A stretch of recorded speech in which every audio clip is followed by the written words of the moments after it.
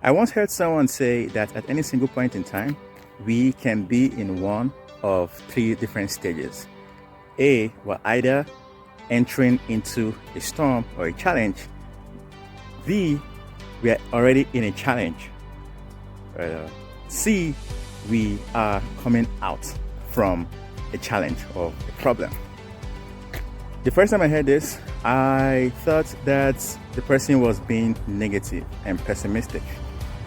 But when I thought about it even more closely and deeply, I realized that the person was actually just stating the fact and the reality.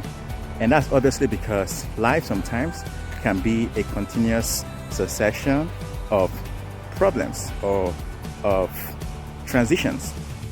There are different transitions in life.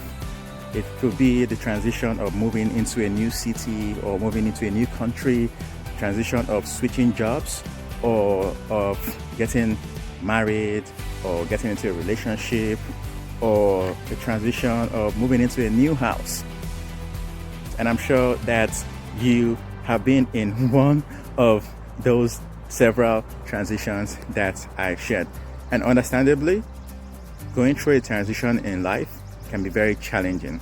It can be difficult. It can be overwhelming.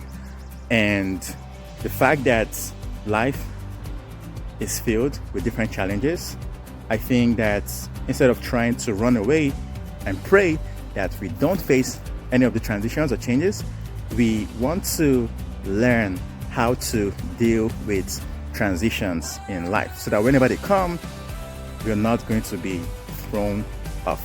Notice I use the word when, not if, because you and I will agree that challenges come, transitions come, a number of them that we cannot control, and a number of them maybe that we can control. But the idea is that we always want to develop or have a way to deal with the life transitions whenever they come. Talking about transitions, I know personally that a number of them that I've had to go through, whether it's the one of moving to a new country, moving to a new city, changing jobs, relationships, and man, there are just so many different. And obviously, every single time I keep facing transitions as well. But there are 3 points that I feel continue to help me to navigate transitions effectively so that they don't crumble or crush me, God willing. And I believe so strongly that in applying the same 3 points as well, that they're also going to help too. I call them the 3 to thrive. Let's just call it that name. Number 1 is, can you guess what number 1 is? Well, number 1 is to live in the present moment. Definitely, it's not going to be wrong to say that there have been a number of amazing times and moments that we had in the past, which is also fine. That we go back to the past and think about and pine for the good old days. And obviously, there's nothing wrong with that. It's okay. But what is not okay is staying there, thinking about how we can go and settle back to the good old days per se. I think that there's something wrong in that, especially if we try to use it as a form of escapism.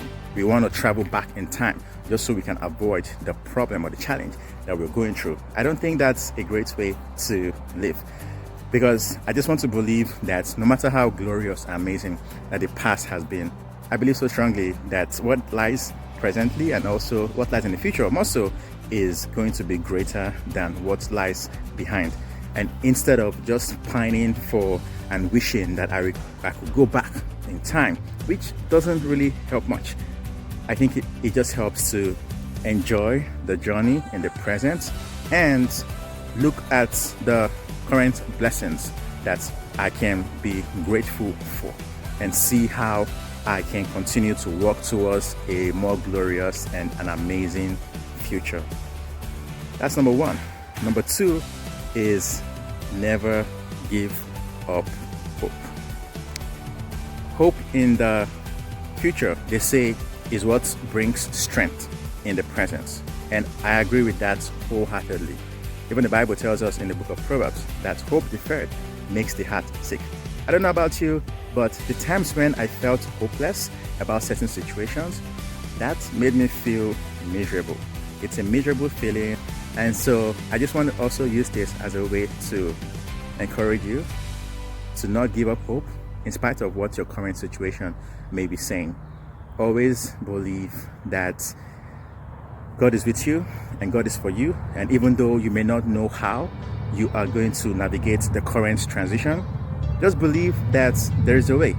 And with God, there is a way. And by faith, you're going to find the way. I learned that from Stephen Fortick. So no matter how challenging your present situation may be, no matter how tough that transition may look like, hang in there. There is light on the other side of the tunnel. And very soon, you are going to come out emerging strong, mighty, and wiser. And you'll be able to face whatever life throws at you. So don't give up, hang in there, and don't lose hope. In fact, never lose hope. Always stay hopeful and believe that you're going to find a way out. And even though you cannot see a way, that God is going to make a way and you're going to go out on the other side. The third is don't do life alone. There's an African proverb that says, if you want to travel fast, travel alone. But if you want to travel far, travel with others. Oh boy, how true that is. I think for me, leveraging community has been a very powerful and important decision that I decided to make. I know there were times in my life where I wanted to do things on my own because I felt, I was strong, I was mentally strong, and I thought I could take the whole world on my shoulders. But time and time again, that was proven to be wrong, because I've learned that I can accomplish way more when I am holding arms with other people than trying to do things on my own. And so I want to encourage you to seek out community wherever it is that you are a part of, whether it's at your church, your place of worship, your workplace, your community. Try to see how you can be a part of a group of people who will be there to support you, people who will be there to encourage you, people who also will be there to challenge you. Because the transition that you're going through right now, I can imagine a number of people have gone through it. So instead of you trying to figure it out by yourself, how about you integrate with a community of people who have gone through what you're going through, and they can best serve as a guide to lead you through that transition, just so it is more manageable. That's exactly what community does. When we work with people who have been through situations that we're going through, life becomes much more manageable, because now we see that we're not alone, and it releases a lot of fear and tension, and it makes life much more manageable and bearable, because life is very challenging. But when we decide to share the journey with others, it will become much more bearable. So those are 3 points that I believe would help with navigating life's transitions.